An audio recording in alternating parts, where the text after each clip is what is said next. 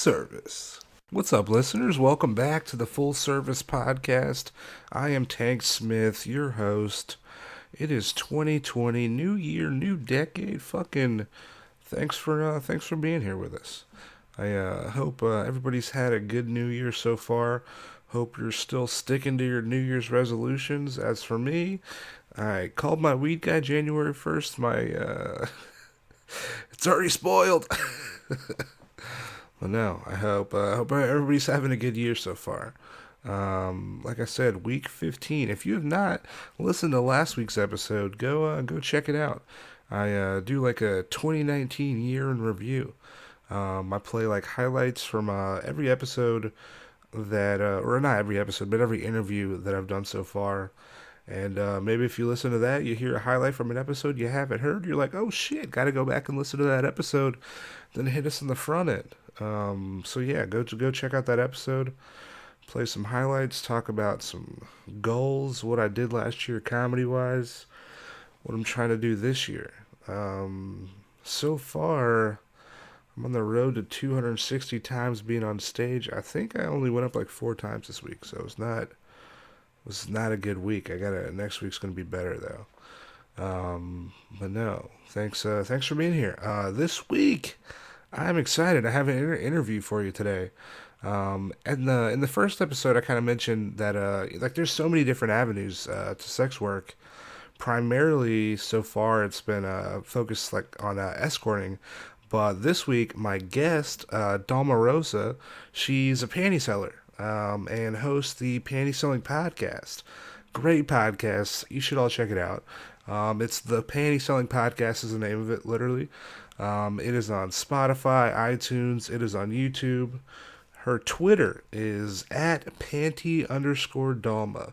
So go make sure you give her a follow on Twitter as well as us if you have not. Full Service Pod is our Twitter. Our email address is fullservicepod@gmail.com. Hit us with a sweet email. Let us know what you want to see on the podcast. How you feel. What you're gonna go shopping for later in the grocery store, send us anything. We'll take it. I'll take it. I'll read it. I'll advertise for you. Hey, if I like you, we'll see what the pitch is. But no, thanks for being here. I'm excited. Yes, Dalma Rosa is located. She's in Spain, so we're going across the pond for this episode. I used Zencaster to record, and I don't know how I feel about it. Her audio sounds amazing. At some points, my audio, you'll hear it sounds kind of fucking weird. But you'll know what I'm talking about. We'll see. I might continue to use it for remote interviews, but we shall see. But no, I'm gonna stop talking. This is episode 15. My interview with Dalma Rosa. Everything panty selling. It's gonna be awesome. Check it out. Also, her website, before we start the interview, pantysellingschool.com. Pantysellingschool.com. Check it out.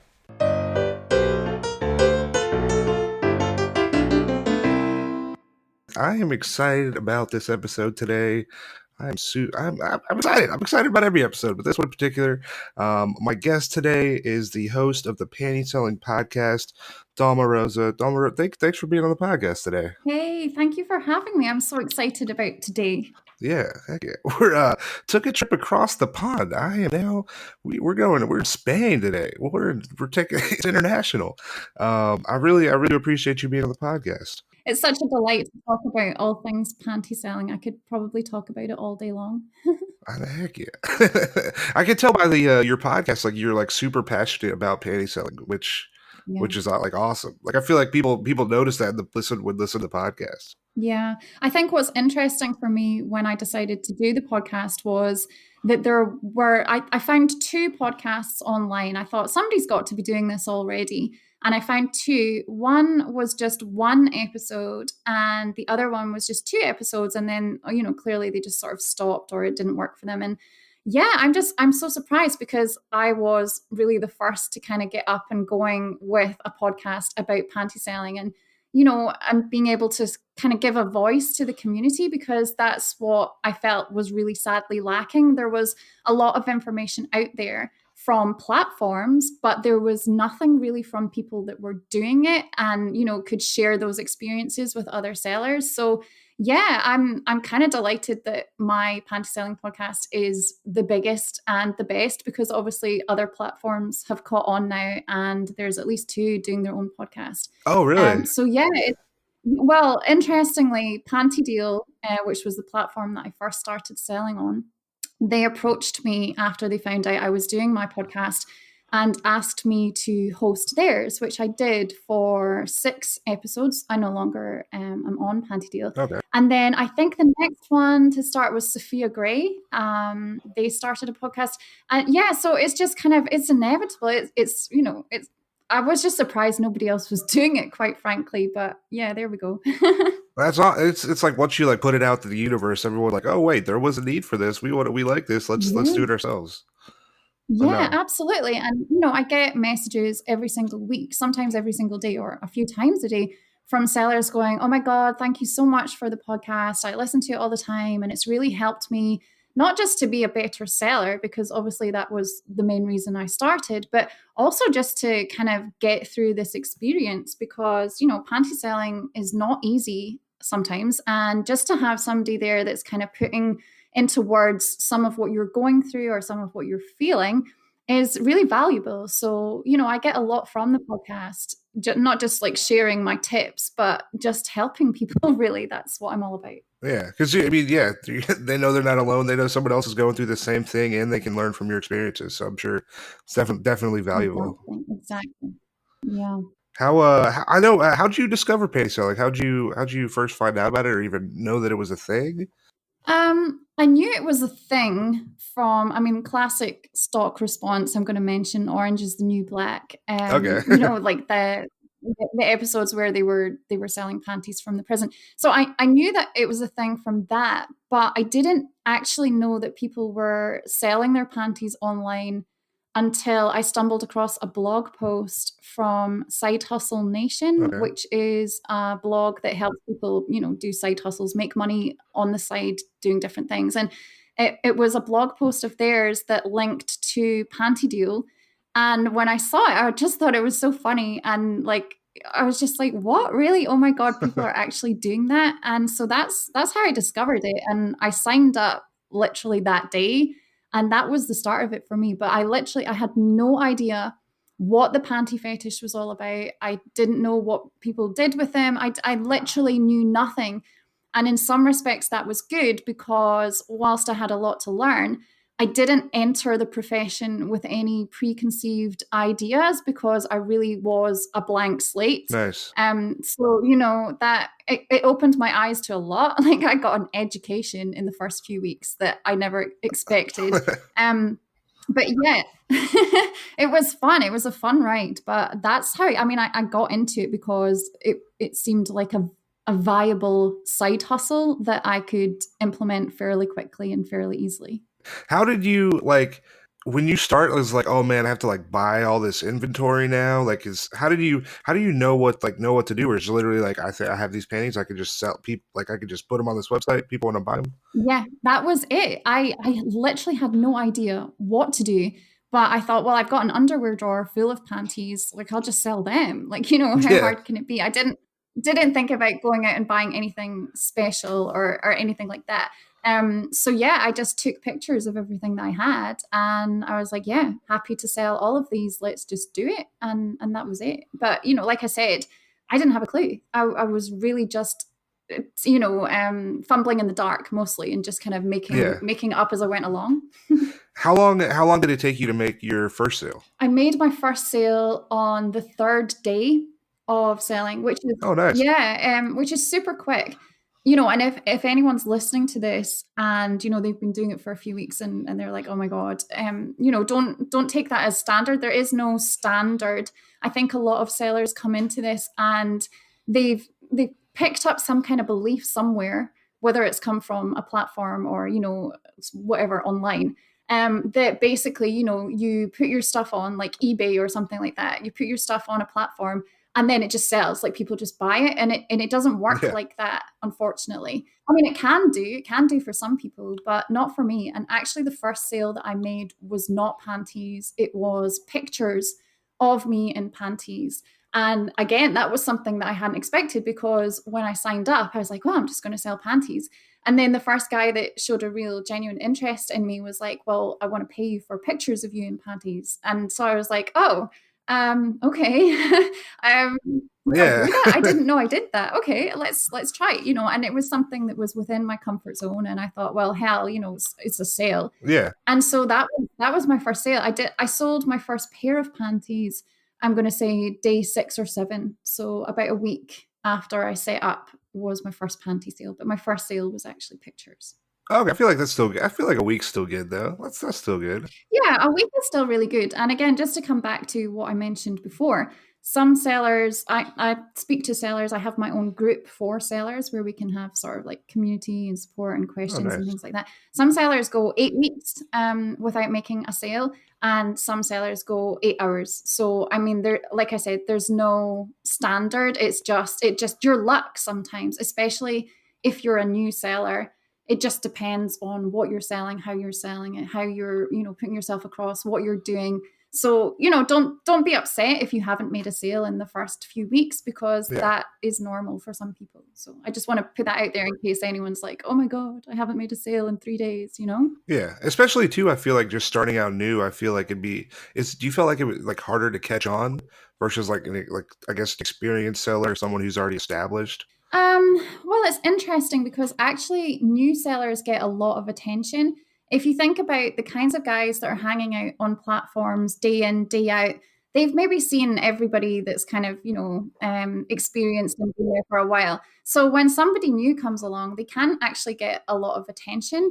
But equally, there are buyers who are like, well, that person is new, they have no experience, they have to prove themselves first, either with reviews or, by showing up consistently for a set period of time before they'll even consider buying from them. So, unfortunately, in the industry, a lot of people get scammed from fly by night sellers who may be male or female, nobody knows, that come Oh, along okay. and just basically scam. So, there are buyers who are like, oh my God, fresh meat, let's go and check them out. And then other ones that will stay completely far away until they can see that that person is trustworthy. So that's the nature of the game, unfortunately. That makes sense. Yeah. But for me, being a new seller, I certainly did get a lot of interest, but whether that interest is legitimate or not is another question, because yeah, you can have a lot of messages as a new seller and you can be like, wow, this is great.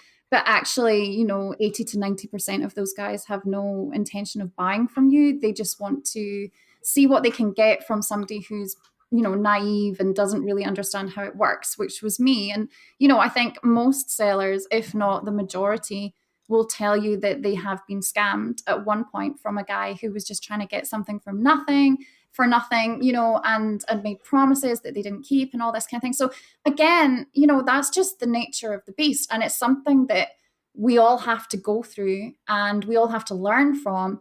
And what you'll find is the most experienced sellers who've been at this for, a year or more, they can see a scam from 10 miles away. Like they know Yeah. everything, how people will try and play them, and so they don't get played.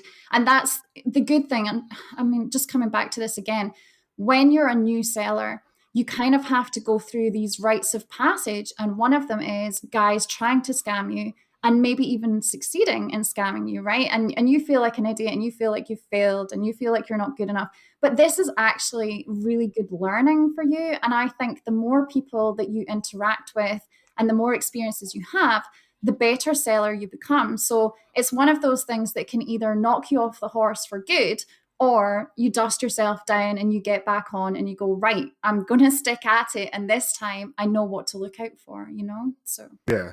I feel like it'd be a learning curve. You just have to learn. yeah, it's a massive learning curve. I'd say the first kind of 2 months are crazy, like a crazy learning curve. Like I said, my eyes were wide open. I didn't even know that you could sell some of the things I saw being sold. It was just like, wow, this is a whole new world. So there's that, and then there's learning how to sell online, because not everybody that comes into this has experience with selling online. I did. I'd done a lot of that beforehand, so there was that. So and so there's lots of things to kind of learn all in one go. You're wearing all of the hats, right? Or all of the Yeah. companies. You are the CEO, and you are the marketer, and you are the advertiser, and you are the customer relation, and you are everything. And it's just like, yeah, like I said, it's a lot to learn, but you'll get there. Do you think your previous experience definitely helped when you started panty selling? I think so, yeah. I think a couple of things helped me. My previous experience meant that I had some insights into selling online and advertising and marketing and things like that. And also my age. I'm not a young seller. A lot of sellers that come into this are, I'm going to say, between 20 and 27, like Okay. would probably make up the majority.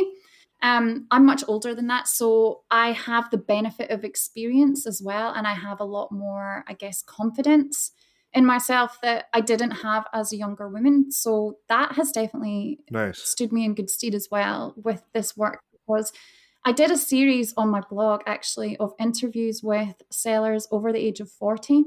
And it was really interesting because they sort of echoed a lot of the same sentiment of just being confident in yourself, not taking any shit, and all those kinds of things, like having limits and boundaries, and not Yeah. questioning yourself. And those are things that come with age as well. So Nice. yeah, they can definitely help you too. That definitely makes sense. When you started, did you feel like there was like a panty selling community that you could kind of rely on or maybe ask questions to, or was it like, I'm kind of going into this, I don't know anything about it at all, but I'm going to try it, and there's no one I can reach out to, or was there community support in the panty selling community, I guess? If there was, I couldn't find it. So I really felt like a bit of a lone wolf, and nobody was certainly posting about, come and join our group for sellers. I know there were groups for sellers. Normally on Kick, there are a number of groups Okay. where, sellers just get together and podcast and things like that. But I hadn't seen any advertised. I hadn't been invited to any. I hadn't even, thought about posting it because I didn't even know it was a thing. So yeah, I was really going it alone for the first few weeks, and I had a really bad incident that really shook me with a guy who contacted me, and I felt really alone, and the only person that I had to talk to was my husband. And of course he was there for me, but he didn't fully understand, I suppose, to the extent that other sailors would. So yeah, Yeah. I felt really kind of just out there on my own, and I didn't like that. So that was the reason that I decided to start my own community. I was like, well, if I can't find one, I'm just going to start one. Okay. And so I started my own group. I'm trying to think exactly when that was. It was maybe 6 or 7 weeks in, maybe a little bit more. I'm not 100% sure of the timeline there, but yeah, I just decided like I need a community with other sailors, and so I'm just going to start one. That's the way you get it. That's awesome because it's like you know that you're not the only one that's doing it. Like there's thousands of people that are also doing this thing, and they're like, how is nobody talking about this? How are we not helping each other? How are we not because we're all trying to do the same thing, and it's not Yeah. necessarily like we're competing against each other. Yeah, I think I will say that for Panty Deal particularly, which is where I sold for the first 3 months just solely on that platform.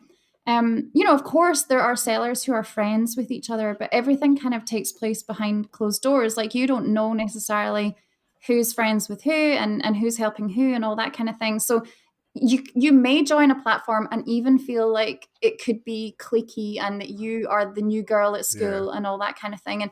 And that's how everyone feels when they join. But the truth is that the majority of sellers, I'm going to say 80% of sellers, are really helpful and want to see you succeed and want to help you as much as they can. And so if you're in that boat, all you need to do is maybe reach out to 10 sellers. Like, there's hundreds and hundreds of sellers on platforms, and just be like, hey, I'm new here, I'm looking to join a community of sellers. Like, do you know any groups that I could join, or could you point me in the right direction, or anything like that? Or even just post it. If your platform has an overview page, like a main feed page, you can post it there, and Okay. you'll find that a lot of sellers will reach out and help you, because in general, they are really helpful people that, you know, that's always been my thing, is collaboration over competition.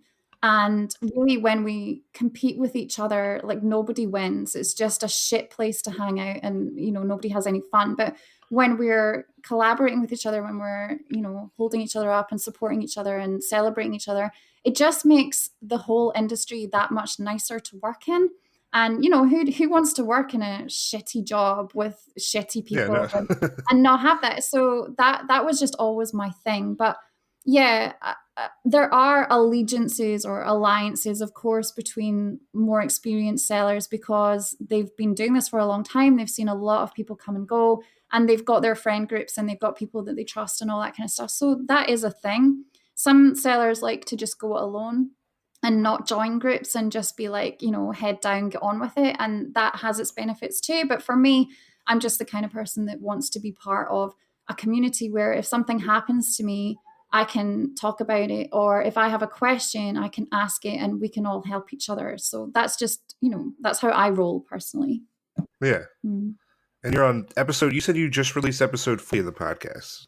40 episode 40 of the podcast is coming out on Monday. So yeah, it was something. What happened was I started my group, and then I decided to put together some free training for people who were new, because, you know, it was stuff that I had learned fairly early on. And I thought, there's a lot of sellers coming in here. I see people making the same mistakes. I'm just going to put together, you know, a training, a 3-part training on, you know, how to get started. Okay. And then after I did that, I realized that I had a lot that I wanted to talk about. Like, there was a lot of stuff coming up in my group, you know, things like topics, things that people were going through. And I thought, you know what, I'm just going to start a podcast and start talking about it. And so, yeah, that was 40 weeks ago, or give or take. I have taken a couple of weeks off. So 42 weeks ago. And there's just more to talk about, which is insane to me. I mean, I don't suppose I had a long-term view when I started the podcast, but yeah, it's still going. I still have lots that I want to talk about. And it's really good because I have a lot of sellers in my group, so I can see the kinds of things that are coming up for them, and then I can talk about them. Oh, nice. Yeah. It's just like to where you can talk about issues and then they're like, oh, wow, oh, nice. Yeah. That's awesome. Yeah, and, you know, I get asked a lot of questions as well. People contact me through Instagram or Twitter or wherever, and they go, you know, what do you think about this? And it's not necessarily something that I can just answer in a few sentences. So I'm like, okay, I'll either write a blog post about it, or I'll talk about it on the podcast. And that way I feel like, you know, that's not just helping that one person, it's helping everybody Yeah. You else. can reach a huge audience. Yeah, exactly. And, you know, if that person is asking it, then the chances are, you know, 100 other people out there are asking it too. And of course, you know, it's just my opinion, it's just my advice. I'm a seller who's been doing this for a year now, so I'm still, you know, classified, I guess, as a newbie. Like, I'm definitely not a long-term adult industry worker, but I do have a lot to say. I do have a lot of opinions about things, and I like to share them. So, you know, a few times when I've been doing the podcast, I've had that kind of crisis of confidence. And I'm like, who the fuck do I think I am doing this? Like, I definitely don't I know have that every single everything week. there is. Yeah. Like, I'm not an expert. And, you know, I'm really clear that I'm just giving you my take on things. And you know, I make a big habit of going, like, you may not agree with this, but this is what I think. But Yeah. then, you know, further down the line, there are times where I'm like, actually, I'm not sure if I was 100% right about that.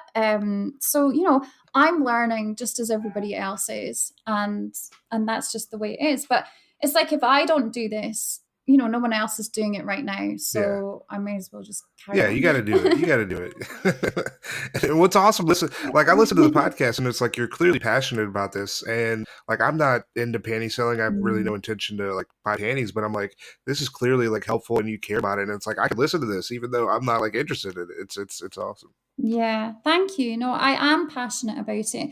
And what I like as well is that I feel like some of the advice that I share is not just applicable to panty selling, but to other things as well. And, Definitely. you know, I'm really into a lot of different sort of self-development tools, if you like. And so I try and share them as much as possible because, like I said, a lot of my listeners are early 20s, and I guess I kind of feel like a bit of a mother figure. And I'm like, Oh if yeah. I can on this stuff to you now, like this is stuff I wish I'd known 20 years ago. So, there's that as well. Heck yeah.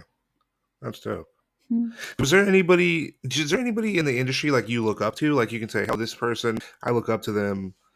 Um, yeah, like I said, the blog series that I did with the over 40 sellers, I think I did 5 or 6 interviews, and they were just so golden to me. I just got so much, I mean, I got so much out of it, but I really have a lot of respect for those sellers because, they're older and they're still doing it, and they haven't succumbed, if that's the right word, succumbed to this idea or notion that once you hit 40 or even 50, that you're somehow out of the game, that you're no longer desirable, that all this kind of thing. Like they're still very beautiful, sensual, sexy women. And so for me, like um the people that I look up to Awesome. right now. And then I also follow another woman on Instagram. She's I can't remember her real name. Well, her real fake name. I can't remember that. But she racks to riches, and she's actually a mentor for strippers. Okay. And I followed her for quite a while, and a lot of what she teaches is transferable to this business as well. And you'll find that with adult work in general, that it kind of it transcends all of the different varieties. So yeah, I would mention her as well, Rags to Riches. She's really cool, and she gives out a lot of really great Rex to Riches. Okay, cool. information. What would you say would be like pros and cons to the job? What would you say is a pro to panty selling? A pro, there's lots of pros. Obviously, it's something that you can do if you wear panties, right? I mean, everybody has an underwear drawer with panties. It doesn't take any effort to wear panties. I mean, going on like 2 or 3 days, then maybe it takes a bit of effort to put on a pair of panties that you've been wearing 3 days straight. But other than that, it's fairly easy. You don't have to be stuck at an office or online to do it. I mean, obviously, you do have to build your clientele and all that kind of thing, but to physically wear the panties, you're just doing that anyway. Yeah. It's really good money with an excellent margin. If you think about how much panties cost and then what you're selling them for, there's very few items on the market where you're getting that level of markup.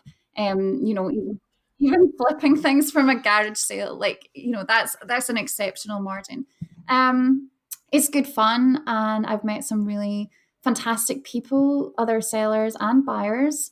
And yeah, it's something that I can pick up and put down whenever I want to. So I guess all the benefits of working for yourself and working from home rolled into one, and Nice. not really having to do anything too strenuous in order to create your product. Yeah. So those would be the pros. Cons are that you will have to deal with a lot of time wasters, potential scammers, people trying to get something for nothing, um, or even abusive Yeah. people with very clear mental health issues, pedophiles. So the kinds of guys that you will unfortunately bump into in this work, it's just, again, it's something, it's part for the course. Like you can't Yeah. not unless you're very lucky to have been doing this for a while and never experienced any of those things, but the majority will experience that. And it's just something that you have to create like a thick skin for. And again, being part of a sellers group is really useful because you can sort of talk about what's happened, you can share it so that other people don't fall for it and all that kind of thing. So that's a con. And then I guess another con may be that it takes a lot of work, Yeah. especially in the beginning, to get yourself up and running.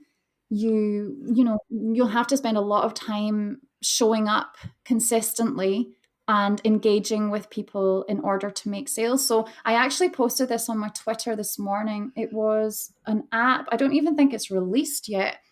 A foot fetish app, like sell your pictures of your feet online, And it was one of these bullshit things that platforms are guilty of, where they paint this picture that, all you have to do is take some pictures of your feet, right? And you'll sell your socks, Yeah. sell your panties, and you'll make loads of money and quit your day job even. I mean, that's complete and utter bullshit. Oh wow. Yeah, like They're really going hard. they are. And Sophia Gray's guilty of it as well. I actually called bullshit on that. I think that was maybe a couple of months ago now. They had posted on their Twitter about, give up your day job and sell your underwear. And I mean, all platforms are guilty of it. Like Panty Deal as well. They have a little video before you even sign up as a member, either to buy or to sell. And sorry, either as a buyer or a seller. And it's, women prancing around with price tags attached to their panties, and it's all like $70, $80, $90.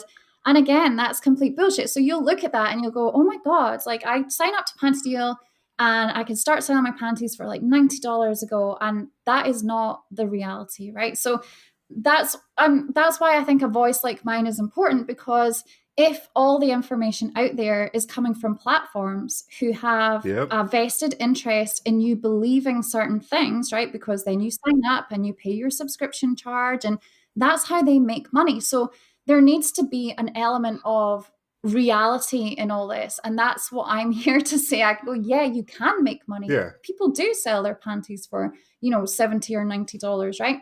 But that's not the norm. And usually there's been a lot of hard work gone into building their business, because this is a business. It's like anybody that's starting a business, whether it's a restaurant or I don't know, like a trade or something like that, you have to work from the ground up. You have to put in a lot of time, a lot of effort, a lot of energy to get things going. And this is no different than that. It's not a case of like, oh, these platforms are like eBay. I'll just post my picture, someone will buy it, and I'm done.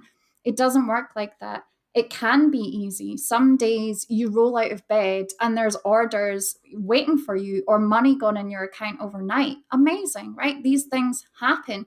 But I'm just saying, like, let's have a realistic understanding of what it takes to sell panties online or to sell digital content or any of that kind of stuff. Yeah, because yeah, like you were saying, like if you're only taking that like cue from like the website to where like, oh, we're selling these for $90, but you're not able to sell them for that, you might be like, oh man, I'm a failure. I'm not Yeah, adding up. But then they listen to your absolutely. podcast Yeah. and they're like, oh, wait a second, this was an unrealistic expectation they're putting Yeah, on me, and it's not reality. But absolutely. Absolutely. And yeah, there's articles online where it's like, somebody, I can't even remember what site this is attached to, where somebody's like selling panties for $500 or even $5,000. Like, porn stars, things like that. Like they could probably charge that amount of money for yeah, their panties. They probably do, and they probably make it. But that's them, right? That isn't someone who's just rocked up to Panty Deal yeah, and opened an account, right? You aren't going to make $500 panties, right? But these articles are online, and I've Google searched all different variations around panty selling to see what comes up. And of course, the platforms with a lot of money yeah, have, invested that into SEO, into some of these articles to paint that picture. And so, yeah, it is. It's just important to have, me to bring you back down to earth, I guess. But one thing that I forgot to mention, sorry, is I do want to come back to it. When I mentioned about, the community aspect, the only website platform that I've seen so far, and I have joined quite a number, that did actually have a separate okay, chat area or forum rather for sellers, was Panty Trust. And I thought, even though I dislike Panty Trust incredibly, I thought that was an exceptional offering. And I think if more platforms introduced that, that would be really helpful, because then you have that what's going on behind the scenes where sellers can talk to each other and not feel completely isolated and alone. So yeah, sorry, I forgot to mention no, that's awesome. What website? What site did you say that was? Or Panty Trust, which okay, is now owned by Panty Deal. But I don't think it was at the time I joined. It might have been. But yeah, I didn't like Panty Trust for a number of issues, but I did like that about them. Nice. What would you say is the I know we were talking prices a little bit. What would you say like the I guess average price range would be for like a pair of panties? Or really just does it depend like who's selling it, I guess, or what's the price range? I guess? It's tricky. I've done a few podcasts about pricing. If you went, like I just mentioned the example there with Panty Deal, you see their little video and it's like, $70, $90 or whatever, and then you actually join the site, you will see some panties being advertised at $5 and $10, which most panty sellers will tell you is far too low and is completely ridiculous. But what tends to happen is new sellers come in and they think that the reason that they're not making sales is because of their price point. And unfortunately, that's not the case. So what they do is they lower their prices, and then the price Yeah, comes down. And this is like economics, right? This is, of course, when everybody then starts to lower their price until it becomes completely untenable, and you can't survive as a business on $5 panties or even $10. You won't make it any length of time unless you yeah, happen to be selling a lot of a other content. thousand, a lot. Yeah. Well, I mean, not even, because there's no profit there. Yeah, You'd be operating at a loss. But unless you were selling a lot of digital content alongside that or something. So I'm going to tell you that the average price is $25 to okay, $50, depending. Obviously, there are variations on what kind of panties, like, silk and satin or expensive lingerie would probably garner a higher price. But then there's also add-ons that people can provide, or the number of days and all that kind of stuff. But as a starting point, I would tell all new sellers, start at 25 and then work your way up.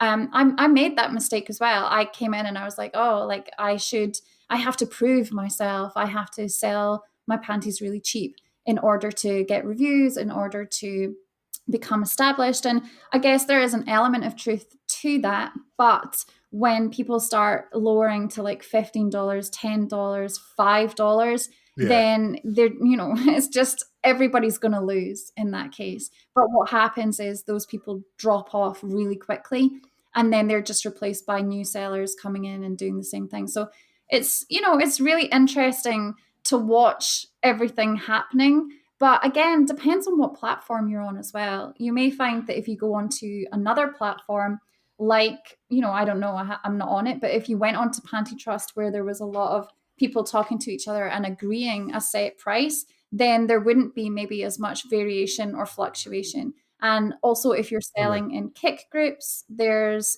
agreed prices between sellers where they will not undercut each other. And I think that's really valuable, and we should just implement that across the board, quite frankly. Yeah, because I mean, yeah, it's economics. It makes sense. Like if somebody's Yeah. that's drives the market down. Yeah, exactly. Exactly. How do you feel like I know social media is a huge part of any kind of like online business, even for like whether it's selling, even for the podcast. How do you feel like social media has played a part in your business? Um, Social media is not ideal for this work, obviously, because it violates the terms and conditions of most of the major platforms. So I have had, Oh, really? yeah, I've had accounts shut down on Instagram, a couple of accounts shut down on Instagram, and Facebook is obviously a no-no as well. I mean, it depends. Like if you're going to just post pictures of your face, or you going around your day-to-day life to build your audience and also have a presence on these other platforms and things like that, then it can be useful.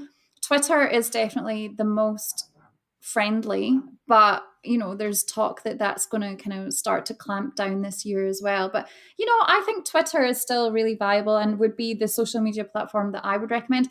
It doesn't hurt to have like an Instagram or a Snapchat or things like that, but Twitter does seem to be better Yeah. for these kinds of things, and you can definitely reach a lot more people. I think because not only will Instagram just shut you down, but they'll also shadow ban you as Oh, well. So damn. if you click any hashtag of any of the major platforms on Instagram. So if you do hashtag panty deal, hashtag sniffer, hashtag scented pansy, if you search any of them, you'll see that they're all shadow banned. So it's pointless to use those hashtags. And then, if you use like used panties or panties for sale, again, so no one's going to find you Yeah. doing that. So you have to be really clever. But that said, there are panty sellers who are up at like 30, 40,000 followers and posting pictures that you would say, I can't believe that's not been flagged somehow. So I guess there are ways and means around it, but I certainly haven't discovered them. I just recommend Twitter. Heck yeah. I mean, Twitter, I feel like is a pretty open platform too to what you can post. I know, like you said, like people say there's going to be there might be a crackdown. I see that every single year. Oh. But Yeah, and I also think like some of what I've seen on Twitter has really shocked me. Like I thought I was a woman of the world until I saw some things on Twitter and I'm like, wow, I really don't know anything, do I? So, that kind of stuff, I could see them clamping down on that.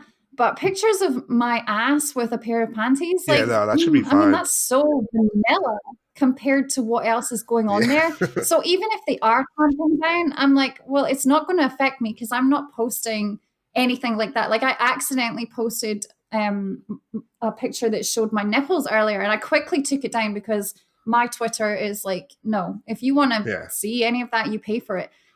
So that like there's a world of difference between me lying on a sun lounger in a pair of panties and like gang banging videos Yeah, and like things like hardcore shit. yeah, exactly. So I'm not worried about it. I'm still on my Twitter pursuit. Nice. How do you feel like so online basically this like online persona versus like telling people how you really feel? How do you balance that? Because I know like obviously there's a difference. Like it's not how do you handle that, I guess?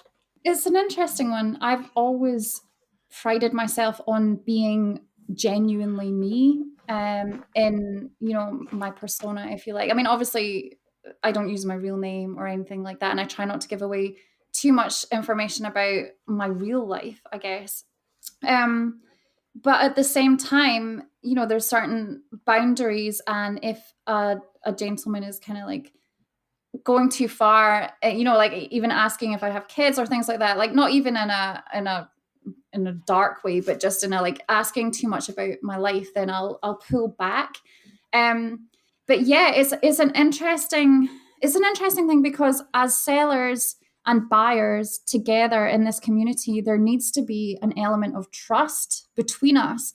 Not just from a scamming perspective, of course, but just in the nature of what we're dealing with here, and all that is taking place in this big giant bubble of lies Yeah. because sellers are they're not being themselves. And so for me, I've always said, like, I'm not going to tell you, or any buyer rather, that I am like a super horny MILF, like I'm nymphomaniac, I'm so hot, I can't wait to wear panties for you and all this kind of thing, Yeah. because that's not true, right? That's not me, that's not real. I can't do that, I can't fake it, I'm not good at lying, right? So I will just be me, right? Fun, like playful, silly, humorous me. But then, of course, there are other sellers who really, like especially DOMs. Yeah. DOMs have to have a persona, right? Or other sellers who are, going down that hot and horny route, like, oh my God, like I'm so white, all that kind of stuff, right? You know what I'm talking about. So that's cool. Like, you do that if that feels comfortable for you, and also if that works. Like, the reality is that that works because some buyers will really love that Yeah. experience and love dealing with somebody who they believe to be like that, even if part of them knows that it's not true, Yeah. right? I get that. But for me personally, I can't. I just can't do it. So I just, and this is what we talked about briefly before we pressed record on the podcast, is like, I just have to do things my own way, because if I don't, then I know it's not going to last for me. Like, it Yeah. has to feel authentic for me. And also, I've found that having my personality come across in everything that I do definitely does detract.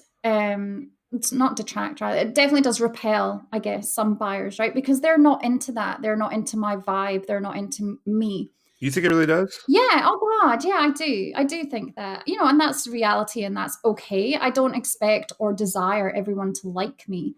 But the flip side of that is that the guys that like me, that get it, really get it. They really like me because they can see that I am genuinely nice and fun and, all that. And I care about what I do, and I care about how other people do it as well. So, what's worked for me has been being as authentic as possible and being me as much as possible, as much as I can, within this sphere of completely lying to everybody about who I really am, Yeah. So it's a delicate balance. And sometimes it can be exhausting or difficult to keep up this pretense of being something or someone. Long term, it's hard and it creates burnout. And so for me, it's just easier to be me as much as possible, and then I'm not having to exert any additional pressure or effort or energy into it. Yeah. Like, does burnout happen much for you? Burnout, yeah. Yeah, it can. And, depending on what's going on, I've recorded a couple of podcasts about this, and I've talked about how I think about quitting like, 1,000 times already. And I'm still here, I'm still doing it. But yeah, oh, for sure. And I see it with a lot of other sellers as well. And there's a lot of different reasons why burnout occurs. One, like I just talked about there, when you're having to keep up this pretense. um, Two, when you're just working too much, because as with any entrepreneur, right, or anyone that works for themselves online, it's very difficult to put your phone down and go, right, Yeah. stop. Okay. Like, I'm not working anymore for the rest of the day. You just keep going because there's always more to do. There's always the next thing. It's like an inbox that never ends, right? So there's that as well. Like, and I've spoken before on my podcast and in my blogs about using your time more effectively and being able to go, right, I'm not going to work for the next few hours and it's not going to be the end of the world. Because unfortunately, an aspect of this job is if you are online at the right time with somebody who likes you and is ready to buy, then you can't really go around, you can't really say to them, like, okay, I'm just going to go away for a few hours now and then Yeah. I'll come back, because they're a hot lead, right? They're ready to buy. And so you stay on the phone, stay on the phone, stay on the phone. And sometimes, up to the small hours of the morning, which, I don't agree with as well. That's another reason why we burn out, is we just need the sleep. Just Um, like stretch yourself thin. yeah, it just, people don't know when to kind of quit, and they're just waiting for the next sale, and it becomes like an addiction. So there's that. So I mean, there's loads of different reasons why people burn out, and you really have to take care of yourself in this industry more than most, because, like I said, some of what you experience and some of what you come up against can be exhausting. Like, even if it's not you that's experiencing it, if you are in a sellers group where people are talking about it, or if people are posting about these things publicly, about things that have happened to them, then that can't help but affect you as well. And we all have to protect our mental health as well as our physical health, For sure. So yeah, I could talk about that for hours. There's so much to it, but burnout is really a huge thing. And I see sellers dip out for months and then come back to it, because they can't help but come back to it because they love it. But they know that it just got to the point where they needed to stop because it was just too much. Yeah. What websites what are the like popular, I guess, like panty selling websites? Can you recommend any, or Yeah, I'm reticent to sort of recommend any because there are so many and each has its pros and cons. that makes, yeah. Yeah, and I made it a mission of mine to join every single one so that I could speak to, people that were on these platforms and have a voice for, what I would recommend or not. But what I will say is that there are a few things for me that make a really excellent platform. And there are new ones coming out all the time, by the way. Like, literally, Oh wow. it feels like one a month. There's a new platform coming out. Yeah, loads. I would say that for me, it's important that whoever is running the platform cares about their customers, and their customers are not buyers, their customers are sellers, Yeah. because it's sellers who are paying the membership fees, right? So a site that is really good at listening to its members is Scented Pansy. Okay. Which is, I'm mentioning ones, there are ones that are just UK based, and then, but I know most of the sellers are US, so there's no point kind of really going down that route. But yeah, a site that is listening to the sellers as its customers, responsive to them. So if I tweet a platform, I expect a response, like, Oh, or nice. at least a like or something like that. But platforms where they don't have even an option to message them is a big no-no for me. Like I'm like, why don't you want why don't you want to be I messaged? feel like No, you gotta have the message option. yeah, there's got to be a way to communicate with these people, and not having that responsiveness is a problem for me. Even if they don't have their DMs open, but at least like some kind of presence online where it's not just like an automated Yeah. tweet, something like that. Um, Having the function to message buyers is really important to me, because that is how I make sales, is being able to start a conversation with my prospective customers. A lot of platforms do not have that functionality, probably because it's easier just to have a website where people upload their items and then sit back and wait. That has never worked for me. So that is, Sophia Gray would be one example of that, where you can't just go and browse members and then send them a message and go, hey, and not like push a sale. Like I never ever Yeah. push a sale, but I do try and start a conversation with people. So that's really important to me as well. And then a website that doesn't scam its customers. So I mentioned this, I'm just going for it. I'm just saying it how it is. But I messaged this on my Twitter a few days ago about Panty Deal has this like, it's not a scam, but it's a scammy move where once you sign up to join them, you automatically get two messages that look like it's people wanting to buy from you. But these two messages go to everybody that signs up, exactly the same messages from exactly the same accounts, but you can't read them until you upgrade to the paid membership. So it's basically a ploy. That Yeah, it's a that happened to scum me on move. Tinder. They tried to get me to sign up. They said I had a couple matches and I could see their faces if I signed up for the Tinder Yeah, Gold. yeah.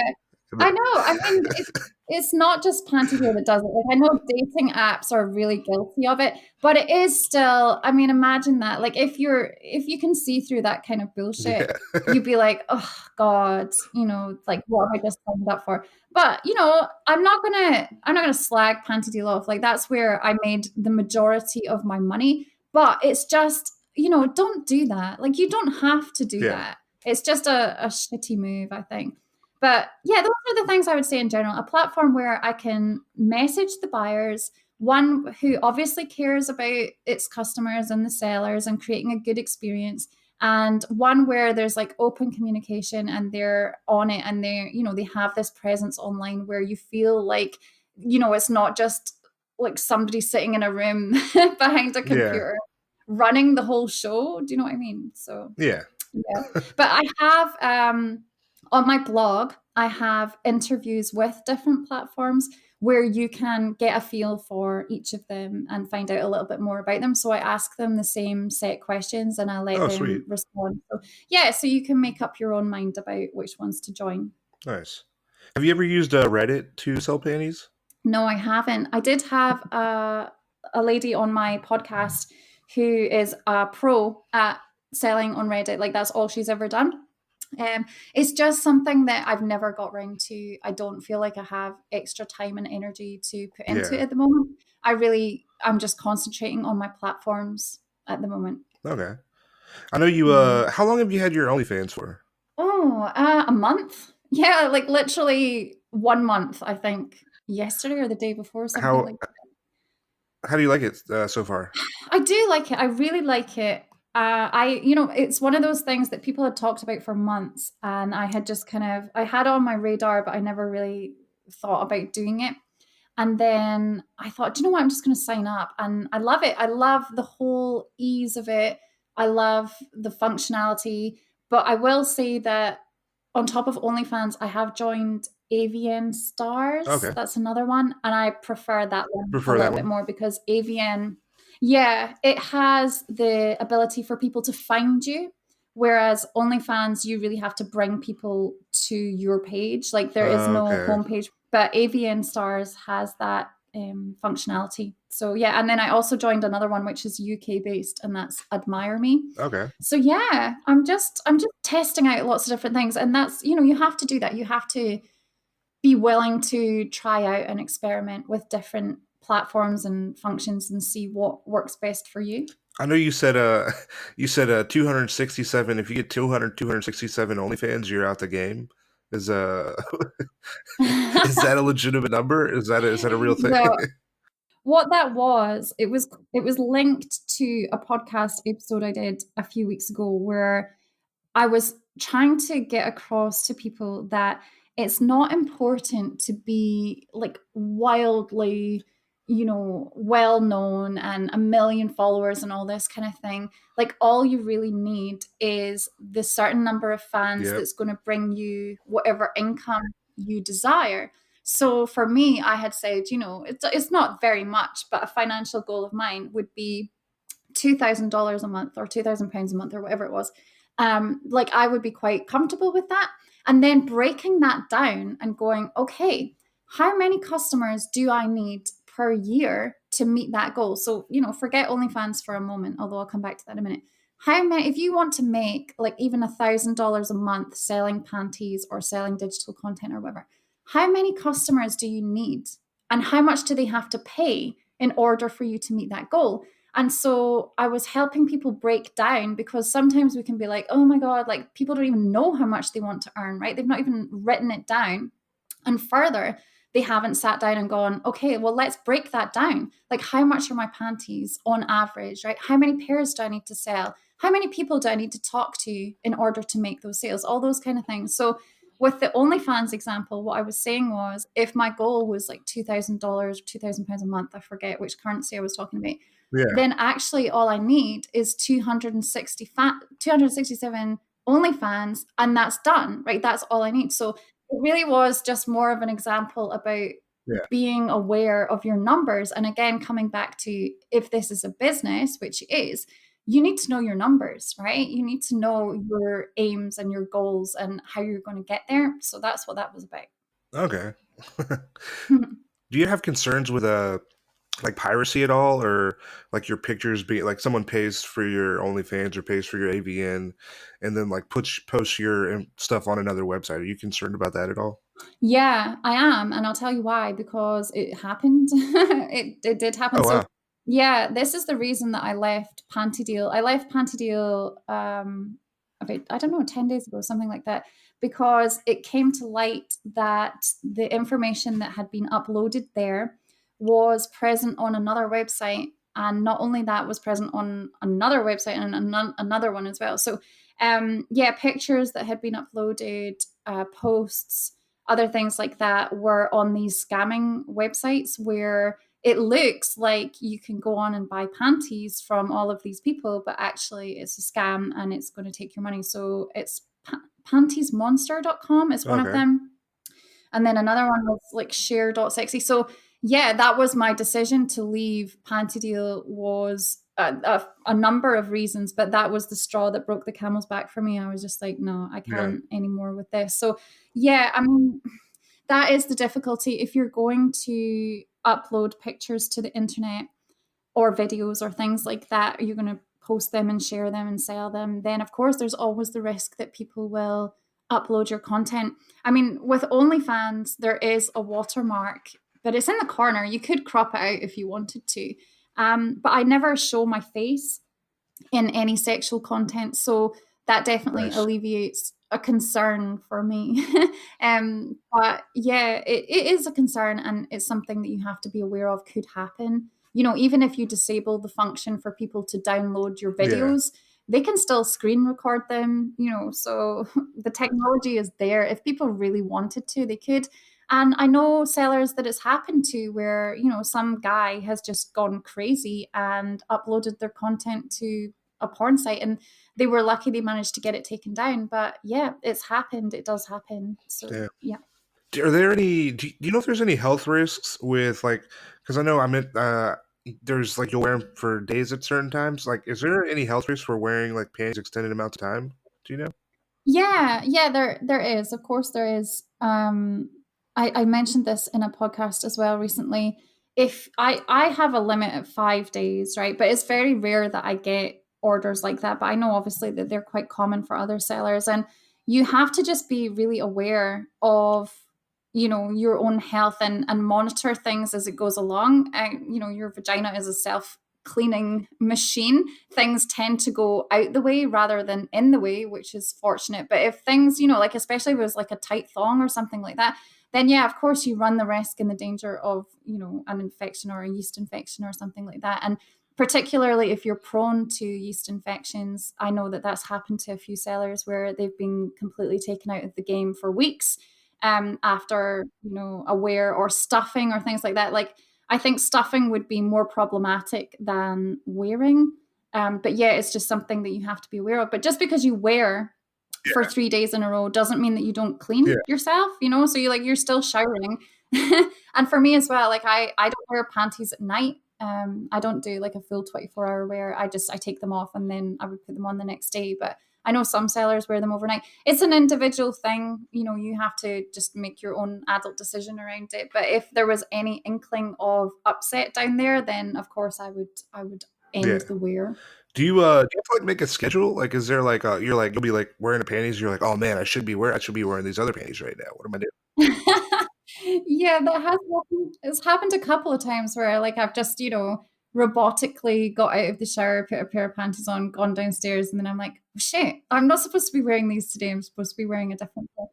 So yeah, you have to be organized, and I have a little diary that I just pen and paper because I'm so old school. I know some people do like spreadsheets and all that kind of stuff, but yeah, I write it down in there, and I'm like, this is the pair that I'm wearing, and they're all numbered in my G drive. So normally when the order comes in, it's for that number, and then Oh, I can nice. write that number down and then refer to my G drive and see. So yeah, yeah, you have to be fairly organized, especially if you've got a number of wares on the go. It can start to feel a little bit like overwhelming if you haven't got a system in place to keep track of who's bought, what their address is, when it's to get posted, and all that kind of stuff. And Okay. yeah. Like so say like somebody wants you say like 3 days or like five like a longer like wear. Does that cut? I feel like does that cut down on your Mm. like selling potential or profit potential just because you have to wear it for that amount of time and you're not able to wear like other panties in that time period? Yeah. Yeah. And absolutely. And that's another mistake that a lot of sellers make, is that they charge, normally the average is $5 or up to $10 for any additional days. But of course, that's then taking away from your profit of additional wear. So if you're selling panties at $30 and you got to wear for 3 days and you're only charging an extra five for each additional day, then you can see where your profit's dropping if you are then losing a sale because somebody's got to wait too long. I mean, that does happen, but a lot of the time, if a buyer wants to buy panties from you, it's because they want your panties. It's not Yeah. necessarily like they want panties stat and it doesn't matter who it is as long as it's posted tomorrow. Like that can happen, but most of the time they're happy to wait. But yeah, my advice in those instances would be to actually, and I've seen this happen in my sellers group and other groups that I'm member of, that people are upping their price for additional days because they've clocked on to the fact that, hang on a minute, because I could be making Yeah. $30 for day 2 and day 3, but actually I'm only charging you 5. That doesn't make sense. So now I'm going to charge you 15 for an additional day. And then anything over 3 days normally goes way up in price as well because of what we just talked about with the additional risk to your health. But also, like, some people can get a little bit freaked out that people can smell them. They're like, oh my God, I must smell really gross down there, and they don't want to Yeah. be around people and things like that. So yeah, you have to charge accordingly. That makes sense. Yeah, Yeah. you have to. I mean, because it's your time. Like, yeah, you have to charge more. Yeah, and my prices have only ever gone up the more I've been doing this. And I realized that I really undercharged a lot in the beginning. And the difference for me is that I want to feel compensated for what I do. I want to really enjoy wearing, and I really enjoy wearing when I feel like I'm being adequately compensated financially, Yeah. that I'm receiving a good amount of money. So for me, I would feel like shit if I was wearing for $10. Like that would really Yeah. get me down. And who wants depressed panties, right? You Yeah. want happy panties that the person was like, joyous to be wearing for you. And so that's always been my thing, is like, well, I want to love what I'm doing, so I'm going to charge you this. And that way, you can be assured that I'm going to really enjoy what I'm doing. Yeah. It's like farm raised like food almost. Like when they feed the animal like good food, the food tastes better. Yeah. Yeah. Yes. Yes, that is exactly what it is. I've never heard that analogy for Pantyselling before, but I love it. Yeah, you're right. You're right. And that's the thing, like a lot of new sellers or less experienced sellers are not taking into consideration. It's like if you're only making $1 by the time your time and energy to even go to the post office, buy envelopes, stamps, post and all that kind of thing, if you're making $1, I mean, Yeah. is that bringing Like you what the joy? fuck Is is that this? going to be a long term? Yeah, like you'd be better going and working in Yeah. McDonald's for that case, because you're not making good money if you're undercharging. Yeah. Where's the farthest destination? I know you said you're in Spain. Where's the farthest destination you've sent your panties to anyone? Like, The furthest destination would be I've done a few to Australia and one to New Zealand and one to the Philippines. oh, So I nice. guess, yeah, they would be the furthest. Yeah, and I've done way across America. I'm actually quite gutted because I wanted to start one of those map things to, like, Oh, tick yeah. off the 52 states or whatnot. But I've just never got around to it. But I've covered a lot of states in Nice. America. But yeah, those would be the furthest that I've sent it to. Is most of your customer base in Europe or is it in the US? Do you know? Or No, it's in the US. I'm going to say that 80% of my customers are in America. And I mentioned this in my group the other day that I actually feel as if I lived in America, I would make double what I oh, make wow. because, yeah, I feel like a lot of Americans, I feel like Spain is very far away. I mean, Spain is very far away. And equally, if I lived in the United Kingdom, then I would make a lot more sales because, panty buyers do tend to prefer it to come quite Domestic, yeah. quickly. A lot of people like to say, yeah, if they want yours, then they'll wait for it. But it's not the same as if it arrives in like 1 day or 2 days as it is for like 5 or 8 days from Spain. So that has been something that I've had to just contend with. But yeah, a lot of people do feel like Spain is too far away for them. But Yeah. it's worth it though. What Yeah, it's worth it. what I know you mentioned like kind of time wasters or people like kind of like even maybe ghosting you like when you have a sale. How common are people wasting your time or you're like, "Oh man, I think I'm gonna have a sale," and then all of a sudden they just like cut off communication? Um, I'd say it's not all that common. Well, no, let me rewind. So when I was on Panty Deal, which is the platform that I was on for a year, it literally happened once in a blue moon for me after sort of month 7 of doing this because people, they're not stupid, these guys. They know that if you've been doing this for a while, you've got over 100 reviews, they're not going to easily be able to manipulate you. So that's why they will target new sellers specifically. And in a way that sort of like separates the wheat from the chaff, because the sellers that are able to stay the course and stay even though this is happening multiple times a day, like, basically every single message is a time waster or a scammer or a ghoster or whatever. If you can stay the course, then you prove yourself, if you like. So I will say that it just was like literally never happening for me on Pantydeal. But when I left and joined some newer platforms, because I'm now the new girl, even though I'm not, I'm being Damn. targeted with it again by guys who think that they can manipulate me because they think I'm new. So in some ways it's fun because I'm like, I'm not new. Like I already know where this is going. and I'll just kind of cut it dead. And the difference, I think, between a successful panty seller and someone who's not so successful is your attitude, right? Oh, okay. For me, what I've noticed so I have my own group, but I'm also a member of a few other groups, seller groups. And particularly for young sellers, they can easily get drawn into these conversations with these guys. And it's almost like they're not necessarily enjoying it, but they want to have the last word, or they want to punish these guys in some way. What the best advice I can give you, and I've said this on my podcast multiple times, is drop it straight away, block them, delete them, whatever. Yeah. Right? Do not engage, do not interact, because you're wasting your energy and your time. And even if they're Yeah. not getting something from you, they're still getting that. But I see a lot of sellers, like, they seem to enjoy it. They're like, I'm going to teach him. I'm going to show him. I'm going to say this. This will really get to him. It fucking won't, because these guys love it, right? Yeah. And it doesn't matter what you do. Like, nothing is going to change them from showing up a week from now, a month from now, and doing the same thing all over again. So don't waste your time.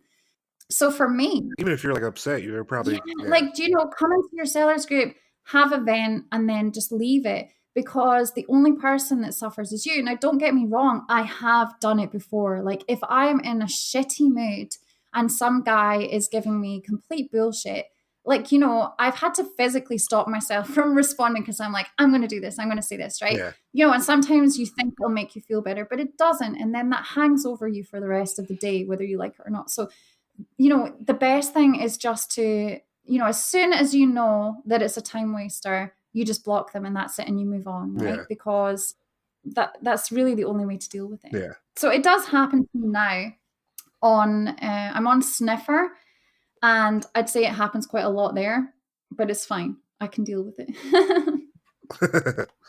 Do you know who your like the buyers are? um Like, do you know like what kind of demographic they are? Do you know are you able to see any information about the people so you know like, oh, this is my market? Like, is there a way to know that information? Well, I'm quite happy to have conversations with my buyers and, get to know them a little bit better. I'd say that I tend to attract older buyers. Okay. I may still be younger than them or slightly younger than them. But yeah, they tend to be attracted to me, probably because I'm, mature, I suppose, and I can hold a good conversation.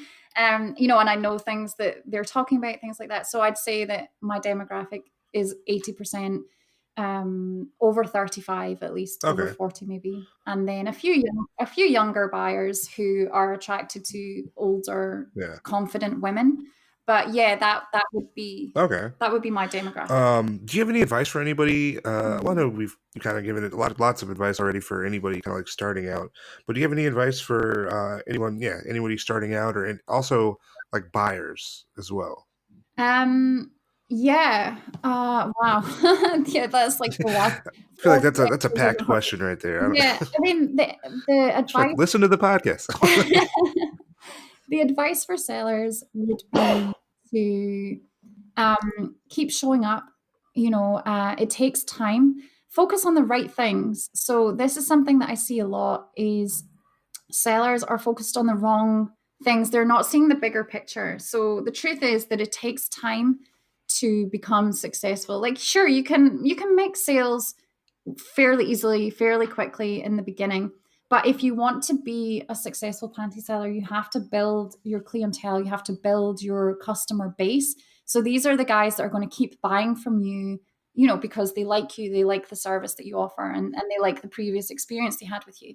So you want to build them, because that is your recurring income, where you don't have to try very hard, because you've already done the hard work getting them to, vibe with you. So that takes time. And a lot of sellers give up far too quickly, far too easily, because, they fail at the first hurdle. And the truth is that these hurdles are what make you successful, right? Yeah, you The have to go more, through it. yeah, it's like I said, it's a rite of passage. If you want to be successful, you have to deal with and negotiate with thousands of people. Like, at this stage, 1 year on, I've spoken to thousands of buyers, and not all of them bought, of course not. And a few of them were abusive, a few of them were fucked up, a few of them were whatever. But you know, like that's what I've done to get to this stage where it's a lot easier. But in the beginning, it was hard.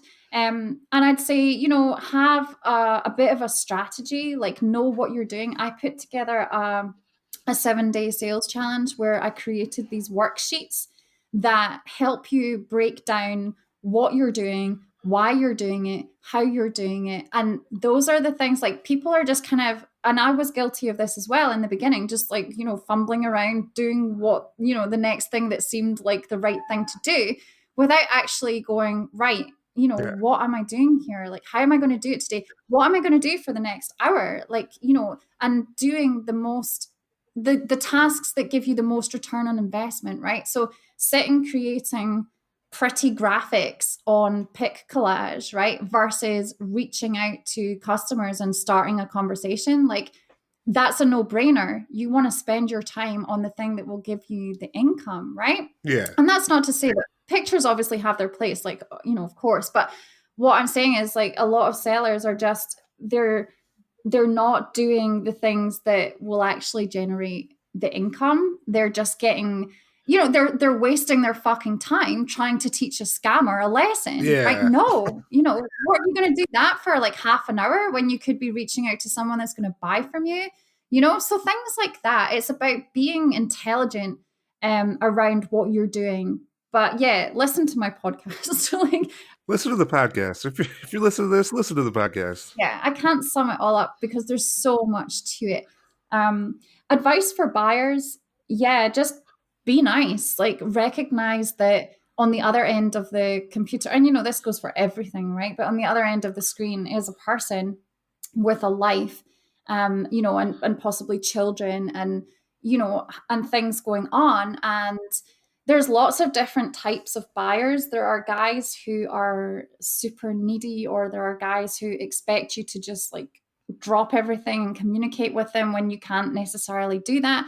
You know, and there are respectful guys, there are nice guys, there are genuine guys, and it really is just about being having the right attitudes on both sides for buyers as well. Like just seeing each other as a human Yeah. being and, you know, just being kind. But there's lots of etiquette for buyers. I'm going to do a podcast on that because that's been a really highly requested one from sellers who want something where they can direct buyers to go and go, right, listen to this. Like, this is the Oh, way nice. Heck we'd yeah. really like it. You could act like this.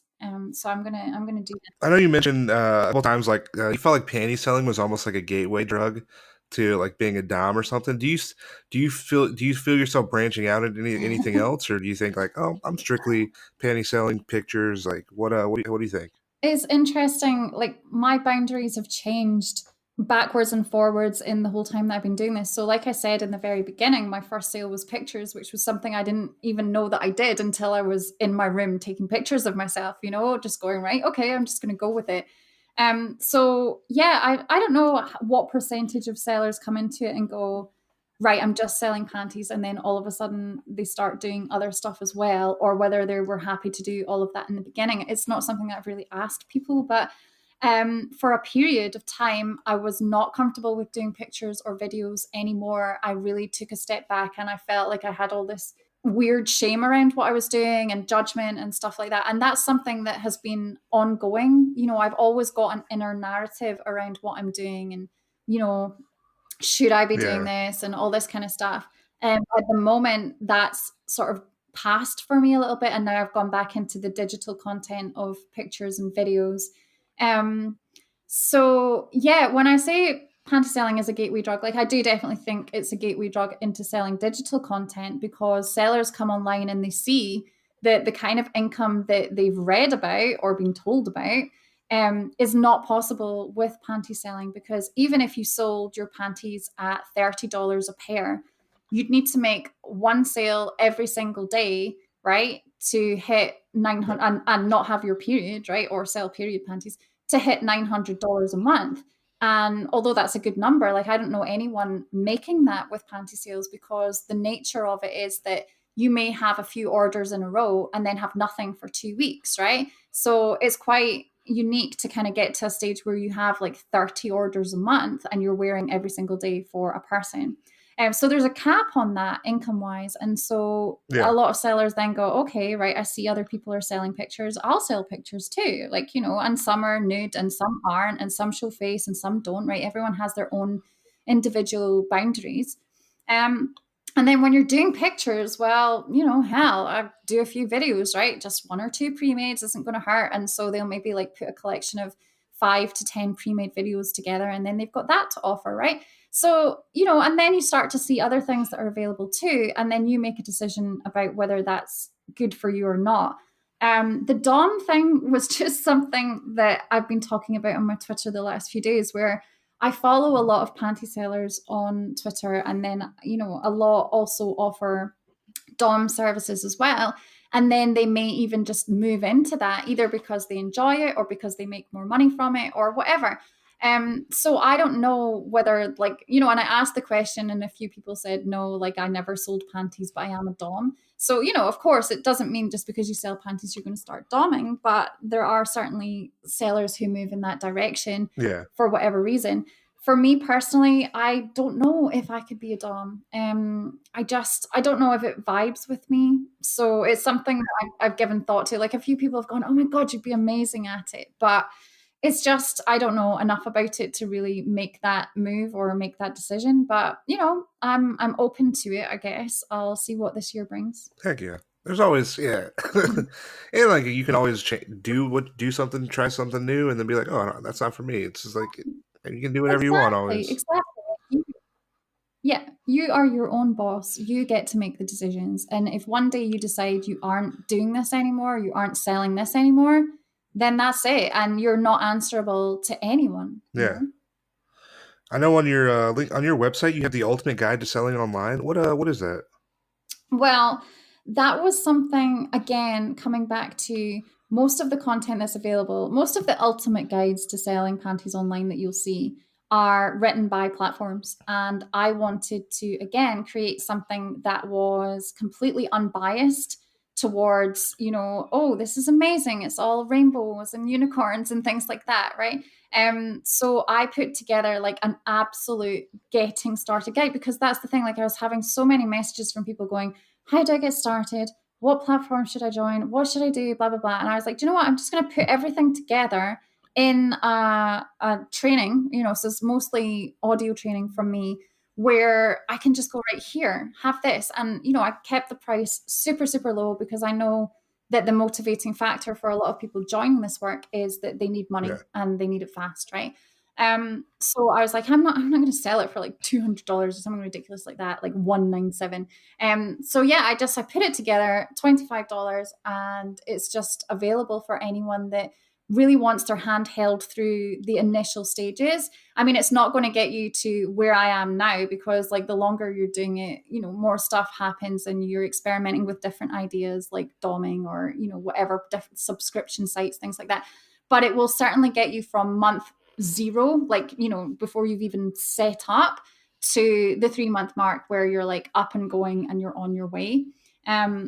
So yeah, that I just created it because I just wanted to put everything together where I felt I could have used that in the beginning. Like, it would have certainly helped Yeah. me to avoid a lot of problems and challenges that I went through. And I wanted to save some from some of those things. Like, you'll still go, it's not like you buy the course and you'll never have a time waster, you'll never have a scammer, you'll never have anything like that. You'll still have that, but you'll have it with your eyes wide open and know exactly what's going on. Fuck yeah. That's super. That'd be super helpful. Yeah. Do you think did the holidays affect business at all? Because I know like Christmas was just happened. How was December? Yeah, yeah, they really do. For me, December was my quietest month. Um, but then when I joined Pantyselling, I joined on Boxing Day, the day after Christmas, and obviously then I was making sales fairly quickly. So yeah, it's interesting. Like, people will always have an opinion about, oh, well, it's like the summer holidays, so the schools are off, so that makes a difference, or it's Christmas, or it's tax season, or it's payday, or whatever. Yeah. And that's just what we do as human beings. Like, we try and make sense of what's happening, particularly if our sales are up or our sales are down. We're trying to figure it out. And of course, it's real, like it happens, and people will say, yeah, it's just quiet right now. But there's lots of other things going on, like what we talked about earlier Yeah. with the market is just where the market is, like it's taken a drop, or, you know, are interested in different things or whatever. So yeah, as long as you're not sitting there going, oh well, the reason I'm not making sales is because it's Christmas. But at the same time, that you're not doing like anywhere near the fraction of what you were doing before when you were making sales. There's lots of different things at play, but of course take responsibility for how you're showing up and what work you're doing, and then anything else that's going on is just going on. And again, this is another example of focusing on the wrong things and putting your results outside of yourself, Yeah. right? And going, oh, well, nobody's making money right now, so I'm not going to make money right now. So there's no point today. Do you know what I mean? Something like that.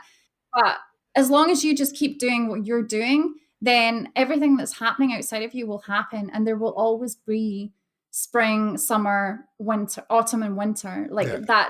that's just the nature of reality. You will have great days, great weeks, great months, and then you'll have your winter where it's quiet and things just aren't happening and you maybe can't account for it, but you don't let that stop you. You have to keep showing up anyway.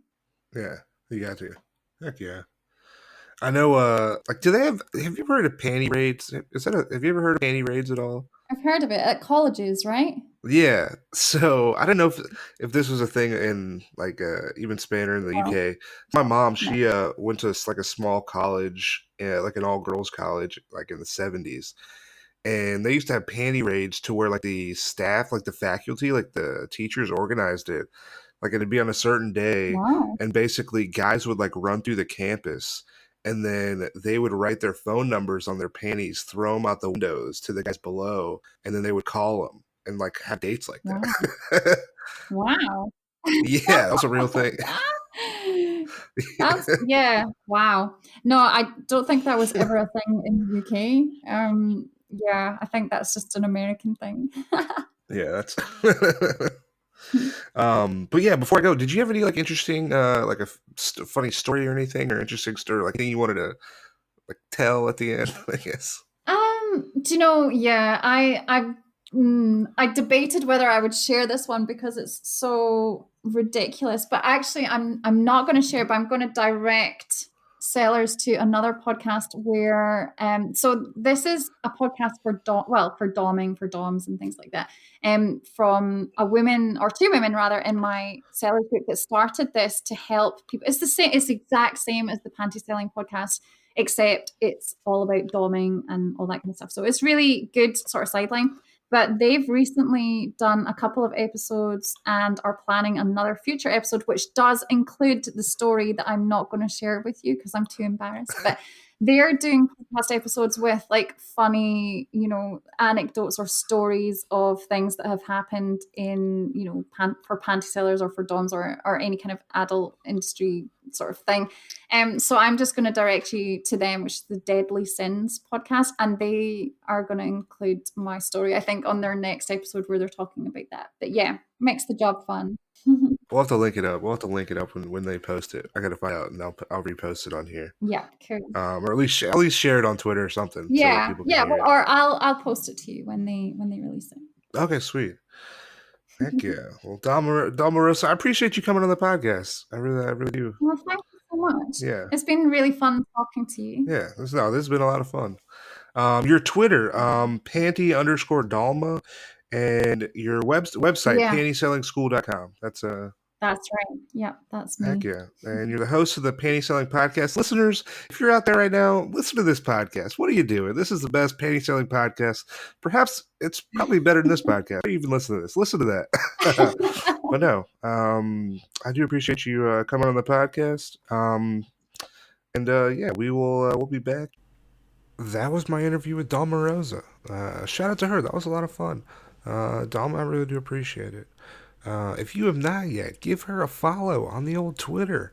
Her Twitter is Panty_Dalma, Panty_DALMA. Her website is PantySellingSchool.com. I will link it in the Libsyn page. So if you just go to the Libsyn page, there'll be a link. You can go to her website, check it out. her podcast. Listen to the podcast. If you're listening to this, listen to her podcast. It's good. I listen to it. It's awesome. It's the Pantyselling podcast. It is available on YouTube, Spotify, iTunes, Audio Boom, everywhere. Go check it out. But no, this has been episode 15. Like I mentioned, I don't know, like I mentioned before, I used Zencaster for this episode. So I don't know how I feel about it. I feel like my voice is a little fucked up. Uh, I don't know if that was just a me thing or that was a Zencaster thing, but fuck. But no, this is thanks for being here. It's a new year. It's a new year. If you could rate, review, subscribe to the podcast, tell everyone you know, tell someone you don't know that you actively dislike, let them know about the podcast. Well, no, I appreciate you being here every Tuesday. We are on social media, Twitter, Instagram, at Full Service Pod. Give us a follow. My personal Instagram and Twitter is at Tank Funkadelic. So give me a follow as well. I always post about comedy shit or something. An old picture from the past. Old TBT. But no. Comedy shit. January 14th, I will be at Laughing Skull. If you're in Atlanta, there's a link to tickets. Come to the show. It'll be fun. But no. That's I got another interview for you next week. I got you guys. Who is it? I don't know. We're making it happen. We're flying by the seat of our what's that for? I don't know. But I know that's episode 15. I'll be back next Tuesday. I hope everyone has an amazing week. Later.